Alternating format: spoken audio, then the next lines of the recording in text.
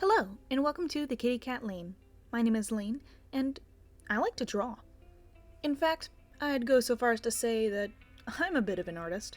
But to tell you the truth, sometimes, as an artist, I just can't figure out what exactly I want to draw. I want to draw, but I just don't know where to start. This is a pretty common occurrence among us artists, so what do we do then? Well, the first thing I like to do is ask my friends to decide what I should draw, or I ask for prompts that help brainstorm my own goofy ideas. I usually ask for something silly or easy to draw just to get my brain warmed up for more art. But sometimes I end up getting really invested in the silly art and it turns into a fully finished illustration. Or maybe it inspires a brand new idea that gets me motivated to draw something else. Of course, there are websites and other methods of getting prompts that don't require a real person's thoughts or ideas, so you can always check those out. But in case the idea of phoning a friend for help embarrasses you and you're looking for something a little more tried and true than 100% random ideas and words pulled by an algorithm, I'm here to offer some ideas. Let's start off with something familiar. You can draw fan art.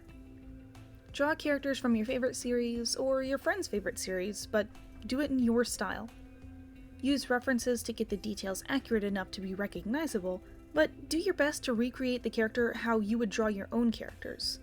If you haven't found your style yet, just draw it whatever way feels the most natural and easy for you. You may notice that you default drawing eyes or hair a certain way that's more unique to your own way of drawing. If you're wanting to do something a little more challenging than just straight up drawing pre-existing characters, create a combination of pre-existing characters. It could be your own characters or pop culture characters from different series. For my prompt, it was more specific to making art of a Yu-Gi-Oh! Digimon hybrid creature for a fake card. I remember that as I was figuring out what I wanted to do with this idea, I wanted to draw a nicer drawing of the character and then an MS Paint childlike version of it as well. Almost like a kid made the original art and then entered some create your own card contest and won, with the more professional art being the official release of the original drawing. I never really got into Yu-Gi-Oh! Or Digimon, but I know there's a mage girl in Yu-Gi-Oh! So I told my friend to pick out a Digimon that I could combine with the mage. It was a really goofy and fun exercise that I ended up pretty much going all out on. I even made the fake Yu-Gi-Oh! Card background, and honestly, it turned out pretty nice if I may say so myself. Bonus art and branch off idea. I was also asked to draw what I thought a Mega Frostlass would look like if the Pokemon games had given her a Mega Evolution. I had to work off of her original design and add to it to create an additional form. It was also really fun and a fun way to exercise drawing in a different style if you are interested in trying something different. For this idea, I had actually come up with the prompt and asked my friends to give me the answer. I asked them to name some random or less commonly seen animals that I could draw, with the goal of picking some animals that I had never drawn before. The two winners were a 9-banded armadillo and a beaded dragon. The process was pretty simple. I just looked up actual pictures of the animals and tried to draw them in my own style. If you aren't in the mood to draw animals, that's okay.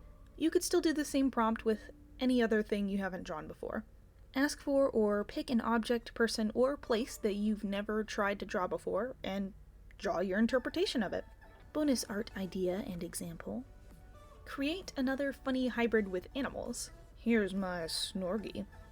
That's a snail and corgi hybrid, if you couldn't tell. Oddly specific prompts. I don't really know how else to word it other than meme art, but more than just combining two characters or animals together.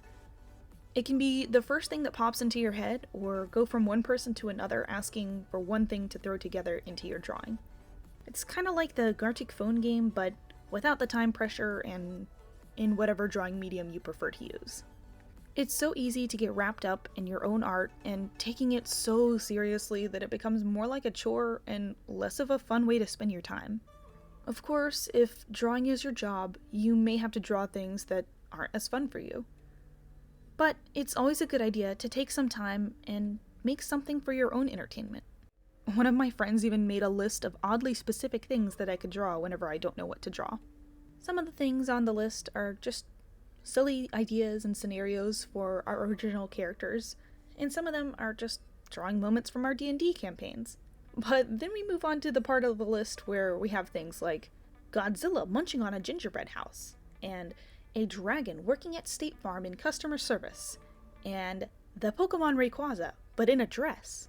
It's just random stuff that you can do whatever you want with and make it an inside joke amongst your friends as you bring it to life.